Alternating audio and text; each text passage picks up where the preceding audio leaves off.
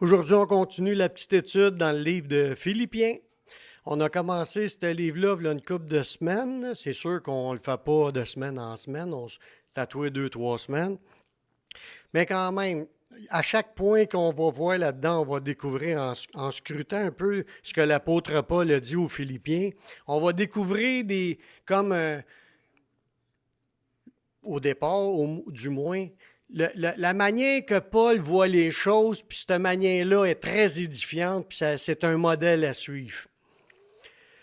Là, on est rendu au chapitre 4, au chapitre 1, verset 4, excusez, dans Philippiens 1, 4, puis on voit là-dedans des prières puis des actions de grâce que l'apôtre Paul faisait au niveau des gens qui habitaient à Philippe, des chrétiens qui étaient là.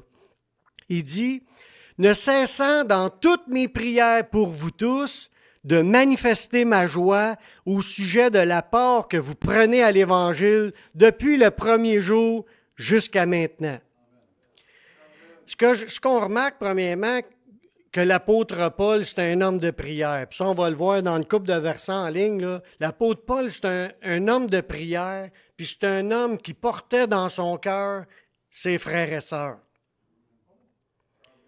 en prière.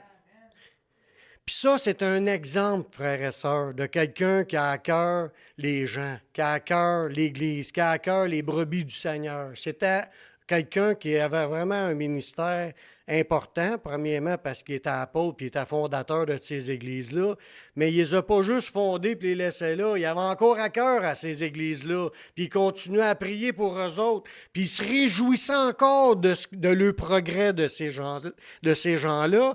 Puis en plus de ça, il valorisait ces frères et sœurs-là dans l'avancement ou la croissance qu'ils avaient. Il soulignait le positif qui se passait dans ces gens-là. Il dit, « Ne cessant dans toutes mes prières, pour vous tous, de manifester ma joie au sujet de la part que vous prenez dans l'Évangile depuis le premier jour jusqu'à maintenant. » L'apôtre Paul, c'est un homme engagé dans le combat spirituel, puis son intérêt pour l'avancement de l'Église, là, ses prières pour voir l'œuvre de Dieu avancer, ça se remarque dans plusieurs versets. C'est pas la première fois que Paul parlait de cette façon-là pour des gens. Dans Éphésiens chapitre 1, verset 16, il disait « Je ne cesse de rendre grâce pour vous, faisant mention de vous dans mes prières. » On voit que même ce qui se passait à Philippe, ce n'était pas une nouveauté. Il faisait la même chose aux Éphésiens. Puis on voit qu'il faisait la même chose aussi dans la lettre aux Romains. Il dit dans Romains 1,10, « Demandant continuellement dans mes prières d'avoir enfin, par la volonté de Dieu, en fin de compte, le bonheur d'aller vers vous. » Puis il continue aussi dans Timothée, il est encore dans la même lignée, en train de prier avec les gens, dans 2 Timothée 1,3. Il dit, « Je rends grâce à Dieu que mes ancêtres ont servi, que je sers avec une conscience pure, de ce que nuit et jour, je me souviens continuellement de toi dans mes prières. » On voit que ce gars-là, il ne lâchait pas de prier. Jour et nuit, il priait pour les chrétiens. Puis là, on ne parle pas juste de les chrétiens, de ceux qui sont autour de lui, chez eux, là. Dans toutes les églises. Là, on vient d'en nommer 5, puis il a dit la même chose aussi à Philémon, dans Philémon chapitre 1, verset 4. Il dit, « Je rends continuellement grâce à mon Dieu, faisant mention de toi dans mes prières. » Ça, c'est un exemple. C'est un exemple de quelqu'un qui aime le monde, qui aime pas le monde, mais qui aime les gens qui font partie de l'Église. Puis il avait à cœur chacun d'eux, puis que ça soit en groupe, il dit pour vous tous, ou que ça soit individuellement quand il s'adressait à Timothée, à Philémon, il avait à cœur puis il priait pour les autres. Comme je vous disais tantôt au début, c'est un exemple à suivre. C'est un modèle de gars qui combattait pour l'avancement de l'œuvre. Dans plusieurs de ses écrits, il manifeste qu'il est un homme de prière. Dans Colossiens 2,1, il dit « Je veux en effet que vous sachiez combien est grand le combat que je soutiens pour vous et pour ceux qui sont à Laodicée et pour tous ceux qui n'ont pas vu mon visage en la chair. Fait que là, tu vois encore, il dit, il est grand le combat qu'il soutenait pour les frères et sœurs. Puis il disait, pour vous, pour ceux de la Odyssée, qui est encore un autre groupe qui n'est pas dans la gang qu'on avait mentionné, et même il priait pour ceux qui n'avaient pas vu son visage. Dans les églises qui n'avaient même pas passé, il priait pour ces chrétiens-là. Ça, c'est un gars qui devait avoir une longue liste de prières. Eux autres, c'était des rouleaux, là, puis ils pouvaient étirer ça assez long. Mais il dit dans ce verset-là qu'il priait jour et nuit, tantôt dans le verset. Jour et nuit, ça veut dire que son temps libre, c'était de la prière. Il n'y a pas de télévision ni d'Internet dans ce temps-là. Il n'y avait aucun poste. Puis là, il était sur le poste de Dieu. Son antenne était dirigée sur le poste de Dieu, puis il recevait, puis il envoyait. C'était ces deux côtés, c'est un émetteur-récepteur. La prière, c'est un moyen de communication avec Dieu. Tu communiques. Puis lui, il priait pour tous les frères et sœurs. Mais dans ses prières, il ne fait pas que des demandes. Il fait aussi des actions de grâce à Dieu pour les disciples. Ça, c'est un autre point important à rajouter dans nos prières. C'est pas juste dire « Seigneur, donne-nous, fais ci, fais ça ». C'est pas juste ça. Merci Seigneur pour Bernard, merci pour Yvon, merci pour Jean-Claude, Steven, merci pour Pierre, merci pour chacun. Merci pour ci, puis merci pour ça. Rajouter des actions de grâce et des remerciements. Fait que des fois, on ne sait pas quoi demander à Dieu. Bien, commencez à remercier Dieu pour tous ceux qui sont là. Puis pour tous ceux que vous avez connus dans le Seigneur. Ça va être déjà une bonne partance pour continuer à prier pour les gens. On voit dans Philippiens 1, 4, 5, le verset qu'on a lu pour l'introduction de cette petite étude-là. Il dit « Il ne cesse dans ses prières pour vous tous de manifester sa joie » parce qu'il y avait de l'émotion positive pour ces gens-là au sujet de la part qu'ils prenaient pour aller à l'Évangile. Depuis le début de leur vie chrétienne jusqu'au moment où il est en train de leur parler, il était fier d'eux autres, puis non seulement il n'était pas juste fier d'eux autres, il a remercié le Seigneur pour voir cette croissance-là. Les actions de grâce, ça fait partie de ce qu'on doit offrir à Dieu.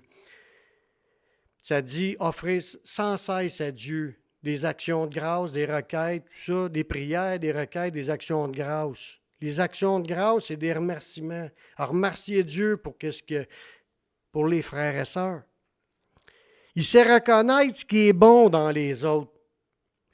Ça veut dire que son regard, quand il regardait les autres chrétiens, c'était pas juste pour trouver des bébites, des choses à critiquer, des choses à souligner. As-tu vu ce qu'il a fait? Puis blabla. Non. Lui, il voyait le bon, puis il voyait le beau. C'est sûr que c'était une église, des jeunes églises, puis il n'était pas parfaite. Puis il aurait pu en mettre des points négatifs sur chaque église. Mais dans ces points-là, tu vois qu'il est positif, puis il présente ce qui est bon, puis il prie Dieu, puis il remercie Dieu pour ce qu'il y a de bon. C'est un bon exemple pour nous, ça. Il souligne ce qu'il y a de bon, puis en plus, quand il leur a écrit la lettre, il l'a mentionné, ce qu'il y avait de bon pour eux, pour les encourager quand ils ont lu la lettre. Comme qu'il l'a mentionné aussi dans un autre passage aux Thessaloniciens, dans 2 Thessaloniciens 1, 3. Il dit, nous devons à votre sujet, frères, rendre continuellement grâce à Dieu, comme cela est juste, parce que votre foi fait de grands progrès et que la charité de chacun de vous tous à l'égard des autres augmente de plus en plus. Ça veut dire, il dit aux Thessaloniciens, là, c'est encore un de ceux qui n'étaient même pas dans toute cette liste-là, qui était fier, puis il a remercié à Dieu pour la croissance qui se passait dans cette église-là, les grands progrès qu'il faisait. Je pense que Dieu veut nous parler ce soir pour qu'on rajoute des choses dans nos sujets de prière, des actions de grâce. Je crois qu'être capable de reconnaître le bon dans une personne puis de le souligner, ça fait partie aussi du caractère chrétien. qu'on soit capable de reconnaître ce qui est bon dans les autres, puis de le souligner, d'en parler, de le dire que c'est bon, qu'est-ce que tu es en train de faire. Encourager les autres. Être comme ça, là, ça fait partie du caractère chrétien. On devra tous chercher à développer ce côté-là, de regarder ce qui est bon, puis d'aller dire hey, ça, t'as bien fait quand tu as fait cette affaire-là, puis ça m'a encouragé. Ou tu sais, encourager les autres quand ils font quelque chose. Je sais que ce n'est pas naturel dans la nature humaine. Dans la nature humaine, on est plus porté à regarder ce qui ne marche pas que de regarder ce qui marche. Mais il faut développer ça, ça fait partie de la nouvelle nature. Ce que Paul vivait là, il n'était pas de même là, avant. Là. Lui, il persécutait les chrétiens puis il les mettait à mort. Là, il était rendu qu'il les encourageait, puis il remerciait Dieu, puis il bénissait. Tu sais. Dans Colossiens 4,6, ça dit, c'est une parole du Seigneur, ça. Il dit que votre parole soit toujours accompagnée de grâce, assaisonnée de sel, afin que vous sachiez comment il faut répondre à chacun. Ça veut dire que Dieu nous demande qu'on soit capable de dire des paroles de grâce, des paroles assaisonnées de sel, des paroles qui vont faire du bien, des paroles qui vont bénir les autres. Être capable de le reconnaître, mais être capable aussi de le dire aux autres pour les encourager. Qui c'est qui n'aime pas ça, de se faire encourager? Tout le monde aime ça, se faire encourager. Ça fait du bien. Mais il faut développer ça, frères et sœurs, puis on va être encore plus bénis de se voir. Nous sommes plutôt encouragés à dire des paroles bénissantes au lieu de dire des paroles décourageantes. Dans Éphésiens 4, 29, ça dit « Qu'il ne sorte de votre bouche aucune parole mauvaise, mais s'il y a lieu, quelques bonnes paroles qui servent à l'édification puis communiquent une grâce à ceux qui l'entendent. » Quand tu dis une bonne parole, l'autre, il est béni. C'est encourageant. Tu te sens comme si tu fais partie de la gang, tu es fier d'être là, tu ne te sens pas jugé ou mis à l'écart. Puis surtout le faire en ceux on se rapportait à dire qu'ils n'ont pas gros de bon convoi en eux autres. Ils n'ont de besoin qu'au plus. De donner de l'attention à ceux qui en demandent, dans le sens que quand quelqu'un il est négatif puis qu'il dit des mauvaises paroles, c'est parce qu'il ne sent pas bien en dedans de lui. Là. Il a besoin de se faire bénir. C'est sûr que quand tu ne te sens pas béni, tu as de la misère à bénir les autres, mais ceux qui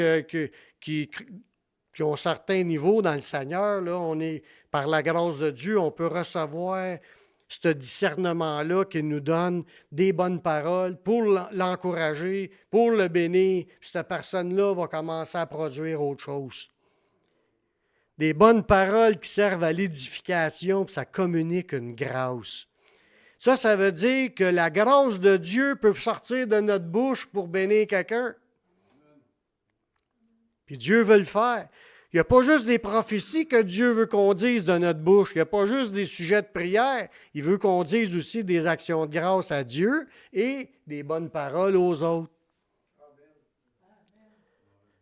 Sommes-nous des gens qui regardent seulement ce qui ne marche pas ou sommes-nous des gens qui soulignent aussi ce qui va bien dans les autres? Dans Romains 15, 2, il dit que chacun de nous complaise au prochain pour ce qui est bien en vue de l'édification.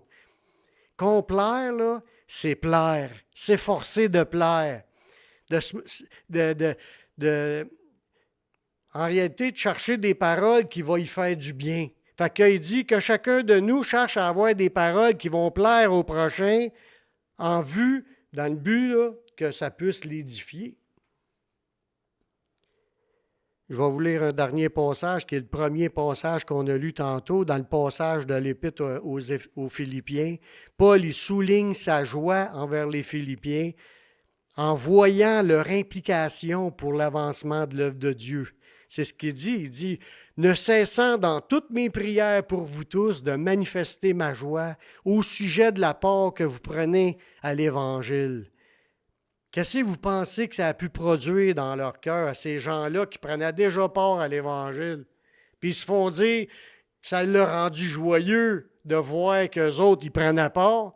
Si tu te fais Tu te fais encourager pour dire qu'il t'a vu, il t'a remarqué que tu prenais part, puis ça lui a donné de la joie, puis il te le dit, mais ça va te pousser encore plus à aller de l'avant. Ça va te pousser encore plus à faire encore plus d'efforts, parce que tu vois que tu as déjà comme un fruit d'avoir béni ce frère-là qui l'a remarqué. Parce que ça l'a béni, l'apôtre Paul. C'est pas de l'hypocrisie.